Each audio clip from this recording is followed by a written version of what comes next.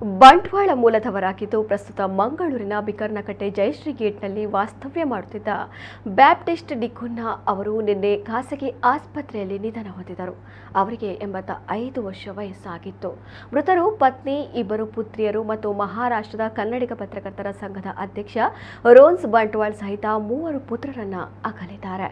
ಬಂಟ್ವಾಳದ ಪಾಣೆಮಂಗಳೂರಿನಲ್ಲಿ tailoring ವೃತ್ತಿ ನಡೆಸ್ತಾ ಇದ್ದ ಅವರು ಭೌತಿಸ್ ಟೈಲರ್ ಎಂದೇ ಪ್ರಸಿದ್ಧಿ ಪಡೆದಿದ್ದರು. ಸರ್ವಜನೋಪಕಾರಿಯಾಗಿದ್ದರು.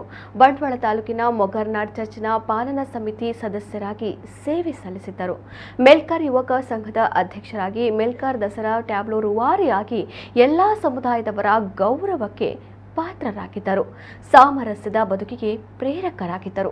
50 ವರ್ಷಗಳ ಹಿಂದೆ ಸುಮಾರು 37 ಬಡ ಮಕ್ಕಳ ಪೋಷಕರಾಗಿಯೂ ಸೇವೆ ಸಲ್ಲಿಸಿದರು. ಬಳಿಕ ಬಂಟ್ವಾಳದ ಮೊಡಂಕಾಪು ಇನ್ಫೆಂಟ್ ಜೀಸಸ್ ಚರ್ಚ್ನಲ್ಲಿ ಪಾಲನಾ ಸಮಿತಿ ಸದಸ್ಯರಾಗಿ, ತಿಸ್ರಿ ಓಡ್ದ್ ಸಂಸ್ಥೆಯ ಅಧ್ಯಕ್ಷರಾಗಿ, ಕೆಥೋಲಿಕ್ ಸಭಾ ಸದಸ್ಯರಾಗಿದ್ದರು.